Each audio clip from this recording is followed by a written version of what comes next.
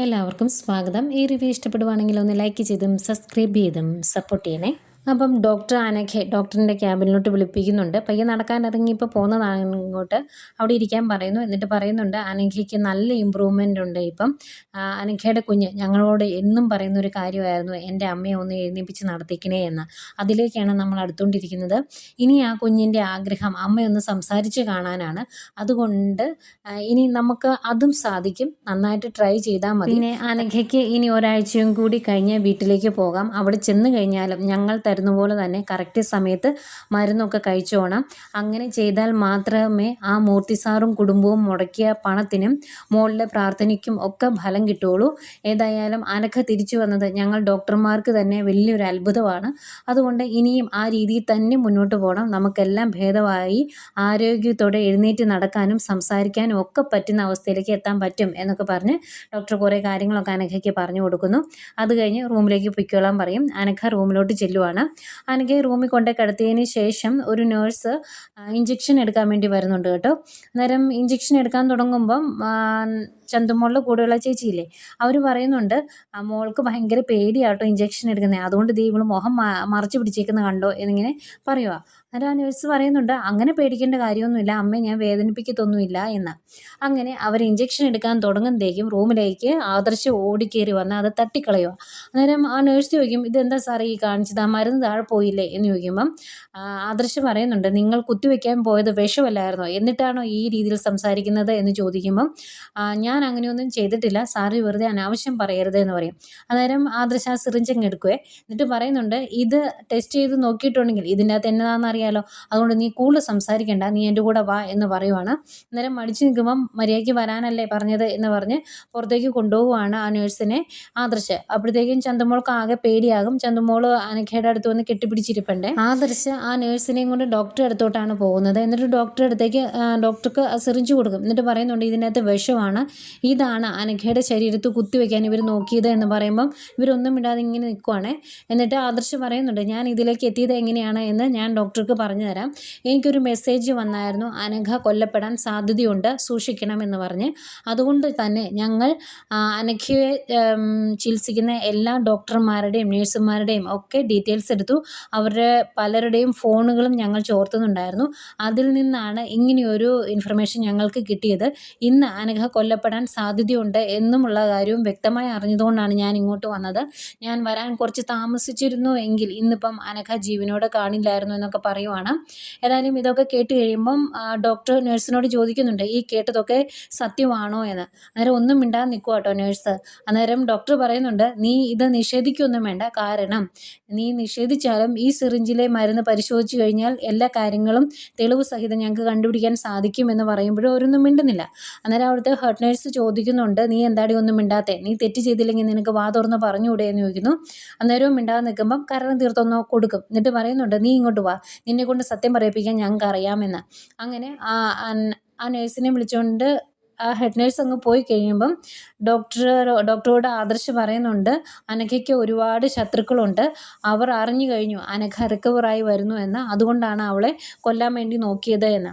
അന്നേരം ഡോക്ടർ പറയുന്നുണ്ട്, പുറത്തുനിന്ന് വരുന്ന എല്ലാവരും ഞങ്ങൾ നിരീക്ഷിക്കുന്നുണ്ട് CCTV വെച്ച് തന്നെ, പക്ഷേ ഇതിനുള്ളിലുള്ളവർ ഞങ്ങൾക്കെതിരെ ശത്രുക്കളായിട്ട് നിൽക്കുമെന്ന് അറിയില്ലല്ലോ, അതുകൊണ്ടാണ് ഇങ്ങനൊരു സംഭവം നടന്നത്. ഇനി ഞങ്ങൾ നന്നായിട്ട് സൂക്ഷിച്ചോളാം. പിന്നെ ഒരാഴ്ച കഴിയുമ്പോഴത്തേക്കും അനഘയെ ഡിസ്ചാർജ് ചെയ്യും. അന്നേരം ഈ പ്രോബ്ലങ്ങൾക്ക് ഒരു സൊല്യൂഷൻ ആകുമല്ലോ എന്നൊക്കെ പറയുന്നുണ്ട്. ഏതായാലും ആദർശ് ഡോക്ടർക്കും താങ്ക്സ് പറഞ്ഞിട്ട് അങ്ങ് പോകുന്നു അനഘയെ കാണാനായിട്ട്.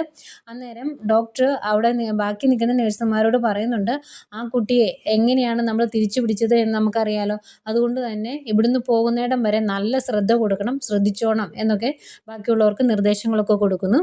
ഈ സമയം ആദർശ് അനഘയുടെ അടുത്ത് ചെന്നിട്ടോ ഭയങ്കര വിഷമത്തിലാണ് അനഘയും അതുപോലെ അനഘയെ നോക്കാൻ നിൽക്കുന്ന ചേച്ചിയൊക്കെ. അന്നേരം എന്താ സാർ ഇവിടെ ഈ സംഭവിക്കുന്നത് എന്ന് ചോദിക്കുമ്പം ആദർശ് പറയുന്നുണ്ട്, അനഘയ്ക്ക് അറിയാലോ അനഘയുടെ ശത്രുക്കൾ ആരാണ് എന്നൊക്കെ. ഏതായാലും അനഘ റിക്കവറായി തിരിച്ചു വരുന്നുണ്ട് എന്ന് പലരും അറിഞ്ഞു കഴിഞ്ഞു. പ്രത്യേകിച്ച് അഭി, അവന് ഇതൊന്നും സഹിക്കാൻ പറ്റുന്ന കാര്യമല്ല, അവനെതിരെ ഉള്ളൊരു തെളിവാണ് അനഘ. അതുകൊണ്ട് ഇനിയും ഇങ്ങനെയുള്ള കാര്യങ്ങളൊക്കെ ഉണ്ടാകും, അതുകൊണ്ട് സൂക്ഷിച്ചോണം എന്ന് അനഘയോടും അവിടെ നിൽക്കുന്ന ചേച്ചിയോടും ഒക്കെ പറയുന്നുണ്ട്. അത് കഴിയുമ്പോഴേക്കും മോൾക്ക് ഭയങ്കര സങ്കടമാണ്.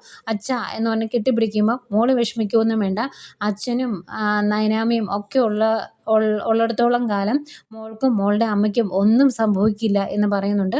ഏതായാലും അവരെ ആശ്വസിപ്പിച്ചിട്ട് ആദർശ് അവിടെ നിന്ന് പോരുവാണേ. അന്നേരം അവിടെ നിൽക്കുന്ന ചേച്ചി ഭയങ്കര വിഷമത്തോടെ അനഘയോട് പറയുന്നുണ്ട്, എന്തൊക്കെയാണ് മോളെ ഇവിടെ നടക്കുന്നത്, ഇത്രയും കാലം ഒരു കുഴപ്പമില്ലായിരുന്നു, ഓർക്കുമ്പോഴേ പേടിയാവുകയാണെന്നൊക്കെ പറയുന്നു. അനഘയ്ക്കും വിഷമമാകുന്നുണ്ട്. ഏതായാലും ഈ കാര്യങ്ങളെല്ലാം ദേവയാനിയും നയനയും അറിഞ്ഞു. അവരും ഇതിനെപ്പറ്റിയൊക്കെയാണ് സംസാരിക്കുന്നത്. അന്നേരം ദേവയാനി പറയുന്നുണ്ട്, ഇതൊക്കെ അറിഞ്ഞു എന്ന് കരുതി നമുക്ക് ഒരിക്കലും നവ്യേനെ വെള്ളപൂശാൻ സാധിക്കില്ല. നവ്യയാണ് ഈ ഇൻഫർമേഷൻസൊക്കെ കൊടുക്കുന്നത് എന്ന് നമുക്ക് നമ്മുടെ കയ്യിൽ തെളിവൊന്നുമില്ലല്ലോ, അതുകൊണ്ട് ഒന്നുകൂടെ ശ്രദ്ധിക്കണം എന്ന് പറയുവാണ്. അന്നേരം നയന പറയുന്നുണ്ട്, ഇല്ല, ചേച്ചി എന്തൊക്കെയോ അറിഞ്ഞിട്ടുണ്ട്. ചേച്ചിയെ കാണുമ്പം എനിക്ക് പലപ്പോഴും തോന്നിയിട്ടുണ്ട് ചേച്ചിയുടെ മനസ്സിൽ എന്തൊക്കെയോ രഹസ്യങ്ങളുണ്ട് എന്ന്, അതുകൊണ്ട് ഒന്നുകൂടി ഒന്ന് ശ്രദ്ധിക്കണമെന്ന് പറയുന്നു. അന്നേരം ദേവയാനിക്ക് സംശയമാണ്. അന്നേരം ദേവയാനി നവ്യനെ സംശയിച്ച് തന്നെയാണ് സംസാരിക്കുന്നത്.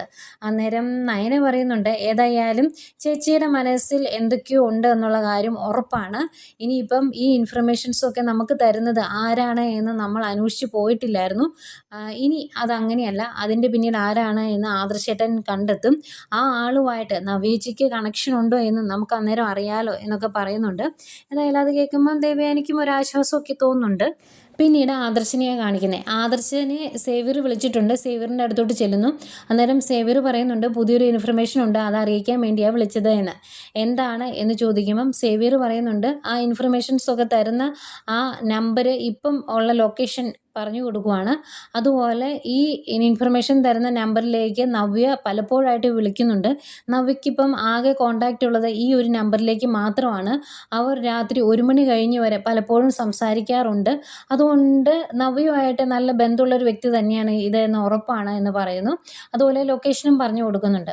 അന്നേരം ഇപ്പം തന്നെ പോകുവാണോ എന്ന് സേവർ ചോദിക്കുമ്പം ആദർശ് പറയുന്നുണ്ട്, അതിനി മാറ്റി വെക്കണ്ട, പിന്നെ പോകുന്നതിന് മുമ്പ് നയനയോടൊന്ന് വിളിച്ച് ചോദിക്കണം, ഈ ഭാഗത്ത് നവ്യയുടെ കൂട്ടുകാരോ നവ്യ അറിയുന്ന ആരെങ്കിലും ഉള്ളതായിട്ട് അറിയാവോ എന്ന്. അന്നേരം പിന്നെ കാര്യങ്ങൾ എളുപ്പമാകുമല്ലോ എന്നും പറയുന്നു. അങ്ങനെയാണ് ആദർശ അവിടുന്ന് നവ്യയുടെ കൂട്ടുകാരിയുടെ വീടിൻ്റെ അങ്ങോട്ട് പോരുന്നത്. ഏതായാലും ആദർശ അവിടെ വന്ന് ഒരു ഇടവഴി തിരിയാൻ തുടങ്ങുമ്പം അവിടെ അനന്തപുരിയിൽ ഒരു കാറ് കിടക്കുന്നത് കാണുക കേട്ടോ. അന്നേരം ഇങ്ങനെ സൂക്ഷിച്ച് നോക്കി ആദർശ വണ്ടി അവിടെ നിർത്തും. അപ്പോഴത്തേക്കും അകത്തു നിന്ന് ഇൻഫർമേഷൻസൊക്കെ കൊടുക്കുന്ന പെൺകുട്ടി ഉണ്ടല്ലോ, അതുപോലെ ആ ഹോസ്പിറ്റലിൽ വെച്ച് ഹോസ്പിറ്റലിൽ ചെന്നു എന്ന് പറഞ്ഞ് ഡോക്ടർ എടുത്ത് കൊടുത്ത CCTV ദൃശ്യങ്ങളിൽ ഈ പെൺകുട്ടിയുണ്ട്. അപ്പം ആ പെൺകുട്ടിയെ കണ്ടിങ്ങനെ ആദർശ് നിൽക്കുമ്പോൾ അതേ പുറകെ നവ്യയും വന്നുണ്ട്. നവ്യ അവളുടെ വീട്ടിൽ പോയതായിരുന്നു കേട്ടോ. അങ്ങനെ രണ്ടുപേരോട് സംസാരിച്ച് ഒരുമിച്ച് വണ്ടിയിലേക്ക് കയറി പോവുകയാണ്. അന്നേരം ആദർശിന് ഏകദേശം കാര്യങ്ങളൊക്കെ മനസ്സിലായി. ആദർശ് അന്നേരം ഓർക്കുവാണ്, ഏതായാലും ഒരാളെ കാണാൻ വേണ്ടിയാണ് ഞാൻ വന്നത്, ആ ആൾക്ക് നവ്യയുമായിട്ട് കണക്ഷൻ ഉണ്ടോ എന്നും കണ്ടുപിടിക്കണം എന്നൊക്കെ ഓർത്തു. പക്ഷേ രണ്ടുപേരെ ഒരുമിച്ച് കാണാൻ സാധിച്ചല്ലോ, അതേതായാലും നന്നായി എന്ന് ആദർശ് മനസ്സിലോർക്കുന്നു. എന്നിട്ട് നേരെ വീട്ടിൽ ചെന്ന് ഇതെല്ലാം നയനയോട് പറയും. അന്നേരം നയന പറയുന്നുണ്ട്, എനിക്കിത് പലപ്പോഴും തോന്നിയിട്ടുള്ള കാര്യമാണ് എന്ന്. അപ്പോഴും ആദർശ് പറയുന്നുണ്ട്, മൊത്തത്തിൽ അങ്ങ് വിശ്വസിക്കാറായിട്ടില്ല, ഇനി അവൾ നമ്മുടെ കൂടെ നിന്ന് നമ്മളുടെ ഇൻഫർമേഷൻസും അല്ലെങ്കിൽ നമ്മുടെ രഹസ്യങ്ങളും ചോർത്തി എടുക്കുന്നുണ്ടോ എന്ന് അറിയത്തില്ലല്ലോ എന്ന് പറയുക. അന്നേരം നയന പറയും, അങ്ങനെയൊന്നും അല്ല ആദർശേട്ടാ, ആദർശേട്ടൻ അന്ന് ആ കോമ്പറ്റീഷന് ഞാനും അനിയും കൂടെ പോയപ്പോൾ കൂടെ വന്നില്ലായിരുന്നല്ലോ, പക്ഷേ അവിടെ നവ്യേച്ചിയും അഭിയും ഒക്കെ ഉണ്ടായിരുന്നു. എനിക്ക് സമ്മാനം കിട്ടിയപ്പം ഇവരുടെയൊക്കെ മുഖം പെട്ടെന്ന് മങ്ങി, അഭിയുടെയും അതുപോലെ AN ജ്വല്ലറിയിൽ നിന്ന് വന്ന എല്ലാവരുടെയും മുഖമൊക്കെ പെട്ടെന്ന് മങ്ങി, അവർക്ക് ആകെ ആയായിരുന്നു. പക്ഷെ അപ്പോഴും ചേച്ചിയുടെ മുഖത്ത് വലിയ ടെൻഷനൊന്നും കണ്ടില്ല. അതുപോലെ ഞാൻ മുഖത്തേക്ക് നോക്കാത്ത സമയങ്ങളിലൊക്കെ ചേച്ചി ഹാപ്പി ആയിട്ടിരിക്കുന്നതായിട്ട്, സന്തോഷത്തോടെ ഇരിക്കുന്നതായിട്ടാണ് എനിക്ക് തോന്നിയത്. പിന്നെ ഇവിടെയും പല പ്രശ്നങ്ങളും നടക്കുമ്പം, അഭിയുമായിട്ട് ബന്ധപ്പെട്ട പല പ്രശ്നങ്ങളും നടക്കുമ്പം ചേച്ചി വെറും നിസ്സംഗിയായിട്ട് നിൽക്കുന്നതായിട്ട് എനിക്ക് തോന്നി. അതുപോലെ ഇതിന് ശേഷം പലപ്പോഴും ഭയങ്കര സന്തോഷത്തോടെ ചേച്ചി പെരുമാറുന്നത് ഞാൻ കണ്ടിട്ടുണ്ട്. അതൊക്കെ വെച്ച് നോക്കുമ്പം ചേച്ചി എന്തൊക്കെയോ അറിഞ്ഞിട്ടുണ്ട്, അത് പുറത്താരെയും അറിയിക്കുന്നില്ലെന്നേ ഉള്ളൂ എന്നിങ്ങനെ നയന പറയുമ്പം ആദർശ് പറയുന്നുണ്ട്, അങ്ങനെയാണെങ്കിൽ അതുകൂടെ നമുക്കൊന്ന് തെളിയിക്കണം എന്ന്. അന്നേരം നയന എടുത്തു പറയുന്നുണ്ട്, അങ്ങനെ നമ്മൾ കാര്യങ്ങൾ അറിഞ്ഞാൽ തന്നെ അതൊന്നും അഭിയേനെയോ അഭിയുടെ അമ്മയോ അറിയിക്കണ്ട. പിന്നെ അവന്തിക നല്ല പെൺകുട്ടിയാണെന്നും നല്ല സ്വഭാവമാണ് എന്നൊക്കെ ഈ വീട്ടിലുള്ള എല്ലാവരും പറയുന്നുണ്ടെങ്കിലും എനിക്കെന്തോ അവന്തികയുടെ കാര്യത്തിൽ ഒരു സംശയമുണ്ട്. അവൻ അങ്ങനെ ഒരു സംശയം ഉള്ള സ്ഥിതിക്ക് അവളെയും ഈ കാര്യങ്ങളൊന്നും അറിയിക്കണ്ട. ചേച്ചി ഇതെല്ലാം അറിഞ്ഞു വെച്ചിട്ടും ബാക്കിയുള്ളവരോട് അത് തുറന്ന് പറയുന്നില്ല എങ്കിൽ ചേച്ചിയുടെ മനസ്സിൽ എന്തെങ്കിലും ലക്ഷ്യം ഉണ്ടാവുമല്ലോ, അത് നമ്മളായിട്ട് തകർത്ത് കളയണ്ട എന്ന് നയന പറയുന്നു. അന്നേരം ആദർശ് പറയുന്നുണ്ട് അത് നേരെ, ഇനി അങ്ങനെ ഒരു കാര്യം നമ്മൾ ചെയ്യുന്ന ആദർശം പറയുന്നുണ്ട്. അതിനുശേഷം അഭിയെയാണ് കാണിക്കുന്നത്. അഭിയും നാഗേന്ദ്രനോട് സംസാരിച്ചുകൊണ്ട് നിൽക്കുന്നു. അന്നേരം നാഗേന്ദ്രൻ പറയുന്നുണ്ട് അനഘ രക്ഷപ്പെട്ടു വന്നാൽ നിനക്കെതിരെ ഉള്ള വലിയൊരു തെളിവാണ് അത് എന്ന്. അന്നേരം അഭി പറയുന്നുണ്ട് അവൾ രക്ഷപ്പെട്ടു വന്നിട്ടുണ്ടെങ്കിൽ എല്ലാ കാര്യങ്ങളും നവ്യ അറിയും. അവൾ സത്യങ്ങൾ തിരിച്ചറിഞ്ഞു കഴിഞ്ഞാൽ പിന്നെ എപ്പോൾ വേണമെങ്കിലും എൻ്റെ മരണം നടക്കാം. അവൾ ആ രീതിയിലൊക്കെ ചിന്തിക്കും. അങ്ങനെയൊക്കെ സംഭവങ്ങൾ നടക്കുമ്പോഴും ആ വീട്ടിൽ എന്നോടൊപ്പം നിൽക്കാൻ വേറെ ആരും കാണിയല്ല. അതുകൊണ്ട് ആ സത്യം ഇനി ഒരിക്കലും പുറത്ത് വരരുത് എന്ന് പറയുവാണ്.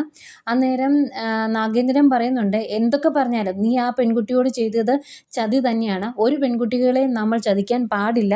നീ ഒരു കാര്യം ഓർക്കണം, നീ കൊല്ലാൻ നോക്കുന്നത് നിൻ്റെ കുഞ്ഞിൻ്റെ അമ്മയാണ്. അവളുടെ കാര്യം പോട്ടെ എന്ന് വെക്കാം, പക്ഷെ നിൻ്റെ കുഞ്ഞിനെ നീ ഒന്നും ചെയ്തേക്കരുത്. ഞാനും അങ്ങനെയൊന്നും ചെയ്യാത്തതും അതുകൊണ്ടാണ് എന്ന് പറയുമ്പം അഭി പറയുവാണ് അതങ്ങനെയൊക്കെ തന്നെയാണ്, പക്ഷേ എൻ്റെ മകളെ എനിക്ക് സ്നേഹിക്കാൻ പറ്റില്ലല്ലോ. അങ്ങനെ സ്നേഹിച്ചിട്ടുണ്ടെങ്കിൽ നവ്യ അറിയില്ലേ എന്ന്. അന്നേരം നാഗേന്ദ്രൻ പറയുന്നുണ്ട് നിൻ്റെ ഈ സംസാരത്തിൽ വലിയ ആത്മാർത്ഥതയൊന്നും എനിക്ക് ഫീൽ ചെയ്യുന്നില്ല. ആ കുഞ്ഞൂടി മരിച്ചു പോവുകയാണെങ്കിൽ അതായിരുന്നു നല്ലത് എന്ന് നീ ചിന്തിക്കുന്നതായിട്ട് എനിക്ക് തോന്നിയെന്ന് പറയുമ്പം അഭി പറയുന്നുണ്ട് അങ്ങനെയൊന്നും അല്ല അച്ഛാ എന്ന്. അന്നേരം നാഗേന്ദ്രൻ പറയുന്നുണ്ട് നിന്നെ എനിക്ക് നന്നായിട്ട് മനസ്സിലായതാണ്. അതുകൊണ്ട് നീ ഇനി ഇതൊന്നും ന്യായീകരിച്ചു വരണ്ട. പക്ഷേ ഈ കാണിക്കുന്നതൊക്കെ തെറ്റാണ്. എങ്കിലും നിൻ്റെ നിലനിൽപ്പിന് വേണ്ടിയാണ് അനഘയെ കൊല്ലാൻ വേണ്ടി ഞാൻ ശ്രമിക്കുന്നത് എന്നൊക്കെ പറയുന്നു. അതുപോലെ നമ്മളുടെ ചെറിയ നീക്കങ്ങൾ പോലും ആദർശം നയനയും ഒക്കെ അറിയുന്നുണ്ടെങ്കിൽ നമ്മളുടെ കൂടെ നിന്ന് നമ്മളെ ആരോ ചതിക്കുന്നുണ്ട് എന്നുകൂടെ പറയുവാണ്. അന്നേരം അഭി പറയും അങ്ങനെ ചതിച്ചുകൊണ്ടിരുന്നത് മാളവികയല്ലേ, അവൾ പോയില്ലേ, പിന്നെ ആരാ എന്ന്. അന്നേരം നാഗേന്ദ്രൻ പറയുന്നത് ഇവരുടെ എല്ലാം ഫോൺ ചോർത്തുന്നുണ്ട് ആരോ, അതുകൊണ്ടാണ് ഇൻഫർമേഷൻസ് ഒക്കെ അവർക്ക് കിട്ടുന്നത് എന്നാട്ടോ. അപ്പോഴും അവർ നവ്യയെ സംശയിക്കുന്നില്ല. അത് ഏതായാലും രക്ഷയായി. അതുകൊണ്ട് നാഗേന്ദ്രൻ പറയുന്നുണ്ട് നീ അനഘ എന്ത് ചെയ്താലും നിൻ്റെ ചോരയായ നിൻ്റെ മകളെ ഒന്നും ചെയ്തേക്കരുത്, അങ്ങനെയുള്ള കാര്യങ്ങൾ നിൻ്റെ മനസ്സിൽ പോലും വരരുത് എന്നൊക്കെ പറഞ്ഞ് ഒന്ന് ഉപദേശിക്കുകയും ചെയ്യുന്നുണ്ട് അഭിയെ. അവന് പിന്നെ ആരോടും പ്രത്യേകിച്ച് സ്നേഹമൊന്നും ഇല്ലാത്തതുകൊണ്ട് കുഞ്ഞിനോടും സ്നേഹമില്ല എന്നുള്ള കാര്യവും നാഗേന്ദ്രന് മനസ്സിലാവുന്നുണ്ട്. പിന്നീട് നമ്മുടെ ജലജയാണ് കാണിക്കുന്നത്. ജലജ നയനയോട് സംസാരിക്കാൻ വരുവാണ്. നയനെ നിൽക്കുന്ന കാണുന്നത് ജലജയ്ക്ക് ദേഷ്യമാണ്. അവളുടെ ഒരു നിപ്പ് കണ്ടോ എന്നൊക്കെ പറഞ്ഞ് അടുത്തോട്ട് വരുന്നേ. എന്നിട്ട് പറയുവാണ് എടി നിൻ്റെ അനിയത്തിക്ക് ഒരു കല്യാണാലോചന വന്നതല്ലേ നവീനുമായിട്ടുള്ളത്, അതെന്താ നടത്തി വിടാത്തത്? ഇനിയും അനിക്ക് വേണ്ടി വെയിറ്റ് ചെയ്യുവാണോ അവൾ? അതിനു വേണ്ടിയാണോ കല്യാണം നടത്താത്തത് എന്നൊക്കെ ചോദിക്കുമ്പം നയന പറയുന്നുണ്ട് അതൊന്നും എൻ്റെ കാര്യങ്ങളല്ല. ഇനിയിപ്പം നന്ദുവിനും അനിക്കും തമ്മിലാണ് ഇഷ്ടമെങ്കിൽ അവരുടെ വിവാഹം നടക്കും. ഞാൻ അതിൻ്റെ അകത്ത് ഇടപെടാനൊന്നും പോകില്ല എന്ന് പറയുമ്പം ജലജ പറയുന്നുണ്ട് അല്ലെങ്കിലും നീയൊക്കെ അങ്ങനെ ചിന്തിക്കും എന്ന് എനിക്ക് നന്നായിട്ട് അറിയാം. നിൻ്റെ അമ്മ കനകയുണ്ടല്ലോ, അവൾ എന്തൊക്കെയോ കൂടോത്രങ്ങൾ ചെയ്യുന്നുണ്ട്. അതുകൊണ്ടാണ് ഈ കാര്യങ്ങളെല്ലാം ഇങ്ങനെ വരുന്നത്. അല്ലെങ്കിൽ അനിയെപ്പോലെയുള്ള ഒരു ചെറുക്കൻ എങ്ങനെയാണ് നന്ദുവിനെ ഇഷ്ടപ്പെടുന്നത് എന്നൊക്കെ ചോദിക്കുമ്പം നയന പറയുന്നുണ്ട് അങ്ങനെ കൂടോത്രം ചെയ്ത് കല്യാണം നടത്താമെങ്കിൽ അപ്പച്ചിക്ക് അത് ആയിക്കൂടെ? അപ്പച്ചിയും അങ്ങനെ കൂടോത്രം ചെയ്ത് അവന്തികയും അനിയും തമ്മിലുള്ള വിവാഹം നടത്തുക അതല്ലേ വേണ്ടത് എന്ന് ചോദിക്കുമ്പം ജലജ പറയുന്നുണ്ട് അങ്ങനെയല്ലടി ഒരു വിവാഹം നടത്തേണ്ടത്, അത് എങ്ങനെയാണ് എന്ന് എനിക്കറിയാം, അത് ഞാൻ ചെയ്തോളാം എന്നൊക്കെ പറയുന്നു. അന്നേരം നയന പറയുന്നുണ്ട് എങ്കിൽ അത് ആ രീതിയിൽ അങ്ങ് ചെയ്താൽ മതി, എന്നോട് സംസാരിക്കാൻ വന്നിട്ട് വലിയ കാര്യമൊന്നുമില്ല എന്ന് പറയുന്നു. അങ്ങനെ അവർ പരസ്പരം സംസാരിച്ച് നിൽക്കുന്നിടത്താണ് ഇന്നത്തെ കഥ തീരുന്നത്.